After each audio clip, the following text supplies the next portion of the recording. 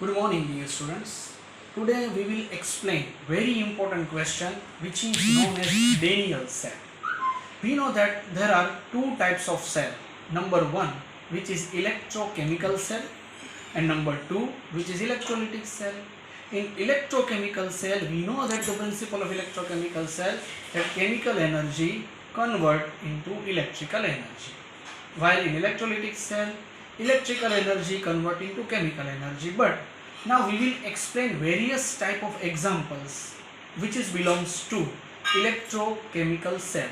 And the number one example is Daniell cell or voltaic cell or galvanic cell. But now which type of principle, which type of construction and which type of work function having Daniell cell, now we will explain the very important question of electrochemistry which is Daniell cell. Now we will focus on both. Here it is a construction and the figure of Daniell cell. So first of all, the principle is fixed. Chemical energy convert into electrical energy. This is the very simple principle of Daniell cell. But now we will explain the construction of Daniell cell. Just see, focus on only figure. In a beaker A, 1 molar ZnSO4 solution is filled up. In beaker number B, 1 molar CuSO4 is filled. Very simple. Again I repeat, in beaker number A, 1 molar ZnSO4 is here, and beaker number B, 1 molar CuSO4 is here. Now the second important point. First is important construction according to beaker. Now the second point. Second point is here. This is zinc strip. Now I will add zinc strip in 1 molar ZnSO4 solution. Just see, this is zinc strip. But important point याद में रखिए, यहाँ पर मैं जो zinc की strip ले रहा हूँ ना, पहले मैं जिंक की स्ट्रिप का एग्जैक्ट मास करूँगा. उसका एग्जैक्ट मास क्या है वो चेक करूँगा. उसके बाद मैं उसको इस बीकर में ऐड करने वाला हूँ. So I will add zinc strip. But first, before adding zinc strip, we have to check exact mass of this zinc strip. Then on the other side, this is copper strip. So first of all, we will check the exact mass of copper strip and we will add in this beaker number B. So this is copper strip. We will add it in 1 molar CuSO4 solution. This is zinc strip. We will add it in 1 molar ZnSO4 solution. Now the third step, this is description about the strip. Third point, just see. Now we will connect this zinc and copper strip with copper wire. This is copper wire. We will connect this both strip with copper wire, and between these two connection, between these two strip, we will join or we will attach galvanometer or ammeter. We know that the principle of Daniell cell is fixed chemical energy converting to electrical energy. But how can we know that electrical energy will produce? So very simple example is here. We have to connect both the strips with galvanometer or ammeter. With the help of ammeter, we can easily know the direction of the current. So the copper wire and galvanometer is here. This is the second step about ammeter. And the fourth one about construction, just see, this is salt bridge. This is U-shaped small diameter glass tube. U-shaped small diameter glass tube. The end of this U tube is filled up, is connect with glass spool. Glass spool से हमने इसे pack कर दिया है. उसके अंदर we will filled ammonium nitrate solution in this U-shaped small diameter glass tube. Just important point, just here the condition, NH4NO3 is salt, and the one end of this bridge is one end of this U-shaped tube is in beaker A and the other end is in beaker B. So it will act as a bridge. So the name of this U-shaped glass tube is salt bridge. Okay, so this is salt bridge. NH4NO3 solution is filled up it, and both the end is connected with glass spool. So this is the construction of Daniell cell or voltaic cell. Again, I repeat my words. First of all, we will add 1 molar ZnSO4 solution in beaker A, 1 molar CuSO4 solution in beaker B. We will add zinc strip in it, but before adding zinc strip, we have to take the exact mass of the zinc strip, and the copper strip in CuSO4 solution. Again, we have to check exact mass. We will connect both the strip with copper wire in presence of galvanometer or ammeter. Again, we will take U-shaped small diameter glass tube. NH4NO3 solution is filled in it, and both the end is connected with glass wool. One end of the salt bridge is in beaker A and the other end is in beaker B. That's why it is known as salt bridge. So this is salt bridge. Okay अभी हम देखते हैं इसका work function किस तरीके से होता है. यहाँ पर ऊपर थोड़ा फिगर मैंने ड्रॉ किया हुआ है, बट वो लास्ट सेशन में आपको समझाने वाला हूँ. But just see work function of Daniell cell. Just अभी हमें ये देखना है. After 5 minutes the reaction will start. After 5 minutes we will check the mass of the zinc and copper strip. देखिए यहाँ पर प्रैक्टिकल शुरू हो रहा है. जैसे ही हम इस तरीके का अरेंजमेंट करेंगे, यहाँ पर करंट मिलना शुरू हो जाएगा, और करंट मिलना शुरू होगा इसका मतलब है केमिकल एनर्जी का कन्वर्जन इलेक्ट्रिकल एनर्जी में हो चुका है. बट उसके पीछे उसकी थियरी क्या है, उसे चेक करने के लिए हम उसको थोड़ा आगे लेके जा रहे हैं. तो देखिए, after 5 minutes we will check the mass of zinc and copper strip. Zinc का मास अगर हम चेक करते हैं तो उसका मास हमें पहले से डिक्रीज हो रहा दिख रहा है, और यहाँ पर the mass of copper will increase. So after checking the mass, after 5 minutes we will check the mass of zinc and copper strip. The mass of zinc will decrease and the mass of copper will increase. तो यहाँ पर हम देख सकते हैं zinc और copper के मास में कौन सा डिफरेंस यहाँ पर हमें मिलना देख रहा है. तो जिंक डिक्रीज हुआ, कॉपर इंक्रीज हुआ. तो इंटेलिजेंट स्टूडेंट्स यहाँ पर चेक करें कि ये कॉपर का मास इंक्रीज हुआ तो क्यों इंक्रीज हुआ, ऐसा क्या हुआ है इसमें. जस्ट सी, ये कॉपर की जो स्ट्रिप है ना, वो मैंने बाहर निकाल के देखा कि उसके ऊपर ऐसा क्या आ गया है कि इसका मास इंक्रीज हो गया. तो उसका क्वालिटेटिव एनालिसिस हमने किया तो हमें मालूम पड़ा कि कॉपर की स्ट्रिप पर कॉपर का ही प्लेटिंग हो चुका है. स्ट्रिप कॉपर की और उस पर प्लेटिंग भी हो गया है कॉपर का. तो ये कॉपर आया कहाँ से. तो सिंपल है, यहाँ पर देखिए CuSO4 का सॉल्यूशन है.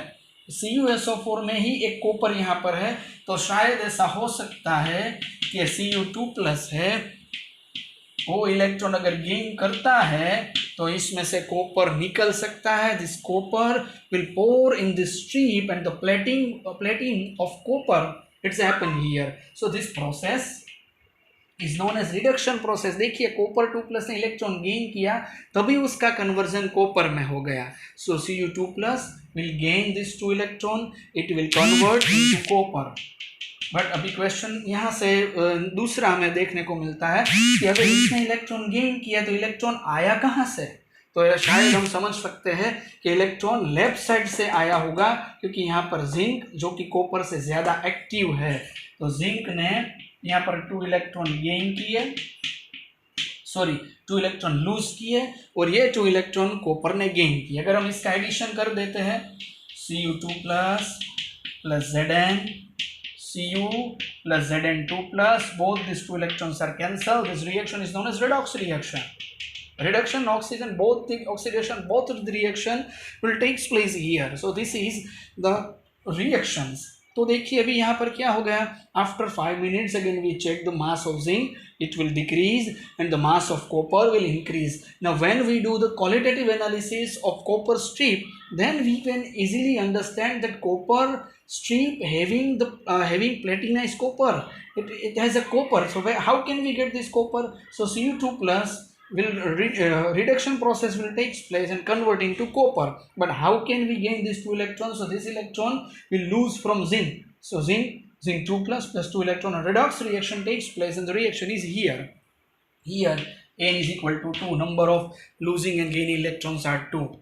बट अगेन अब हमारे माइंड में दूसरा क्वेश्चन होता है, चलिए इलेक्ट्रिकल एनर्जी तो यहाँ पर मिल गई, पर ये सॉल्ट ब्रिज यहाँ पर क्या कर रहा है, उसका वर्क क्या है, चलिए देखते हैं सॉल्ट ब्रिज का वर्क। जस्ट सी ही है, ये जो ऑक्सीडेशन प्रोसेस यहाँ पर हुई ना, उससे क्या मिला हमें, देखिए जिंक के स्ट्रिप में से 2 यहाँ पर कंडीशन हमें दिखने को मिल रही है। एक Zn2+ यहाँ पर मिल रहा है और यहाँ पर 2 इलेक्ट्रॉन मिल रहा है। तो 2 इलेक्ट्रॉन है ना, वो देखिए यहाँ से आ रहा है, ये इलेक्ट्रॉन का जो फ्लो है, flow of electron will grow from left side to right side, means anode to cathode. ये फ्लो ऑफ इलेक्ट्रॉन यहाँ से यहाँ पर जा रहा है, देखा आपने यहाँ पर इलेक्ट्रॉन देखिए यहाँ पर है, तो 2 इलेक्ट्रॉन कहाँ पर एनोड से कैथोड तरफ गए। तो ये Zn2+ का क्या हुआ, तो Zn2+ है वो यहाँ पर देखिए सॉल्यूशन में आ गया है। तो Zn यहाँ से Zn में से Zn2+ सॉल्यूशन में आ गया। तो ये बीकर है, ध्यान से सुनिएगा, पॉजिटिव चार्ज हो रहा है, पॉजिटिव चार्ज हो रहा है। Zn में से Zn2+ यहाँ पे पॉजिटिव चार्ज हो गया, ये बीकर हो गया पॉजिटिव चार्ज। अब देखिए दूसरी साइड क्या हुआ, तो कॉपर 2+ में से क्या मिल रहा है, कॉपर। तो इस कॉपर 2+ में से कॉपर निकल गया, तो उसमें क्या बचा, SO4 2-, तो ये नेगेटिव चार्ज हो गया। फ्रेंड्स देखिए, अगर ये पॉजिटिव चार्ज हो जाता है, ये नेगेटिव चार्ज हो जाता है, तो रिएक्शन, इलेक्ट्रिसिटी का रिएक्शन कभी आगे ही नहीं बढ़ सकता, क्योंकि उसमें न्यूट्रल कंडीशन नेसेसरी है। तो सॉल्ट ब्रिज यहाँ पर क्या वर्क करता है, देखिए यहाँ पर जो एक्सेस ऑफ SO4 - यहाँ पर सबमिट हो गया ना, वो सॉल्ट ब्रिज उसे राइट साइड से लेफ्ट साइड ले जाएगा। अगर ये राइट टू लेफ्ट आ जाएगा तो इसमें से SO4 - निकल गया, तो ये न्यूट्रल हो गया, और ये नेगेटिव इसमें आ गया, तो पॉजिटिव प्लस नेगेटिव आ गया, तो ये भी न्यूट्रल हो गया। तो देखिए सॉल्ट ब्रिज का वर्क, दोनों सॉल्यूशन को कनेक्शन करना तो है ही, बट यहाँ पर सॉल्यूशन को न्यूट्रल करने का काम भी सॉल्ट ब्रिज करता है। तो SO4 - यहाँ से यहाँ आ गया। बट फ्रेंड्स इसमें क्वेश्चन अराइज होता है कि ये Zn2+ यहाँ पर क्यों नहीं गया, SO4 इस तरफ क्यों आ गया। तो उसका आंसर मैं आपको देता हूँ कि ये क्यों हुआ। यहाँ पर आप न्यूटन का थर्ड लॉ जानते हैं। अगर देखिए ये यहाँ पर जो फ्लो जो लेफ्ट टू राइट आ रहा है, तो उसका रिफ्लेक्शन कहाँ पर होगा, रिफ्लेक्शन होगा राइट टू लेफ्ट, क्योंकि इलेक्ट्रॉन का फ्लो है वो लेफ्ट टू राइट आ रहा है। तो according to third law of Newton उसका रिफ्लेक्शन उसका रिवर्स डायरेक्शन में रहेगा। तो इसीलिए SO4 - यहाँ पर आ रहा है, और इसको भी न्यूट्रल बना रहा है, इसको भी न्यूट्रल बना रहा है। That means that the solutions, salt bridge का वर्क यहाँ पर ये कंडीशन को न्यूट्रल करने का है। आगे भी इस तरह के MCQ आएंगे कि इसमें कौन से सॉल्यूशंस भरे जाते हैं, वो मैं बाद में आपके साथ डिस्कस करूंगा।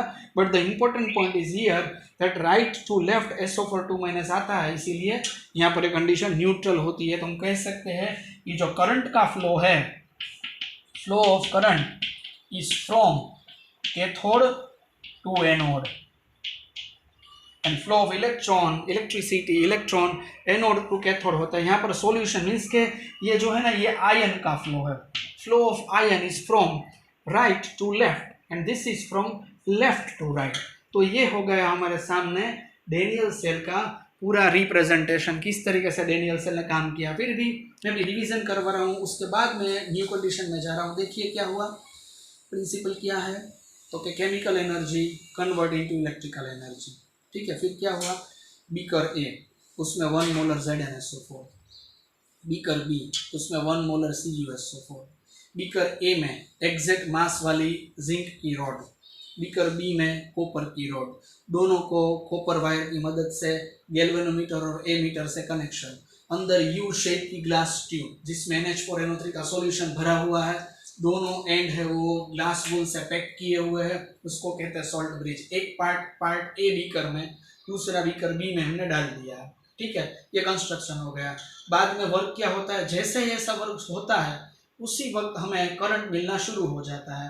अगर करंट मिलता है तो वी कैन इजीली अंडरस्टैंड कि केमिकल एनर्जी का कन्वर्जन इलेक्ट्रिकल एनर्जी में हो गया। देखिए अभी उसकी थियरी क्या है, तो 5 मिनट के बाद मैंने दोनों स्ट्रिप यहाँ पर उठाई और दोनों का मैंने मास चेक किया, तो जिंक का मास लूज हो गया था और जो कॉपर का स्ट्रिप का मास है वो गेन हो रहा है। तो हमने यहाँ पर माइंड दौड़ाया कि कॉपर पर ऐसा क्या सबमिशन हो गया कि उसका मास बढ़ गया। तो हमने क्वालिटेटिव एनालिसिस किया तो हमें पता चला कि कॉपर की प्लेट पर कॉपर ही सबमिट हो गया है। अगर कॉपर ही सबमिट होता है तो वो कहाँ से आया? So it will come from CuSO4। So Cu2+ will reduce reduction process हो गई उसकी और कॉपर मिला। But how can we get electron? But so electron will come from zinc lose its 2 electron convert into Zn2+। Friends अगर Zn में से Zn2+ निकलता है तो पार्ट ए का जो सॉल्यूशन है वो पॉजिटिव चार्ज हो जाएगा और वो इलेक्ट्रॉन वहां पर गेन हो गया कॉपर के पास, तो इलेक्ट्रॉन अगर सॉल्यूशन में आता है तो वहां पर SO4 रह जाएगा तो वो नेगेटिव चार्ज हो जाएगा। इसीलिए सॉल्ट ब्रिज का वर्क क्या है? जो राइट साइड में SO4 है उसको धकेल के लेफ्ट साइड में ले आने का काम सॉल्ट ब्रिज का है। तो इलेक्ट्रॉन का फ्लो है वो एनोड को कैथोड की तरफ से जाता है और आयन का जो फ्लो है वो कैथोड से एनोड तक है। अभी मैं आपको दूसरी एक इंपॉर्टेंट बात बता रहा हूँ जो MCQ के लिए बहुत ही काम में रहने वाली है। Just C focus in the board.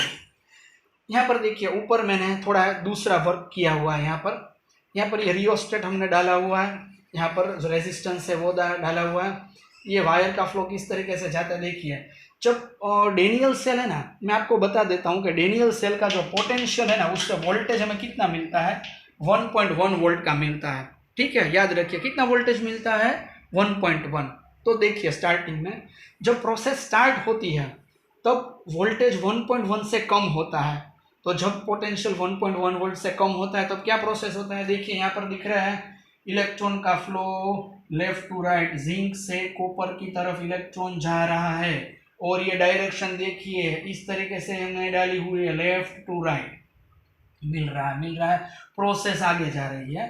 देखिए अभी थोड़ी देर बाद क्या हो रहा है, जब पोटेंशियल एग्जैक्ट 1.1 वोल्ट हो गया प्रोसेस स्टॉप हो जाती है। देखिए ये प्रोसेस हो गई स्टॉप, ये हो गया 0।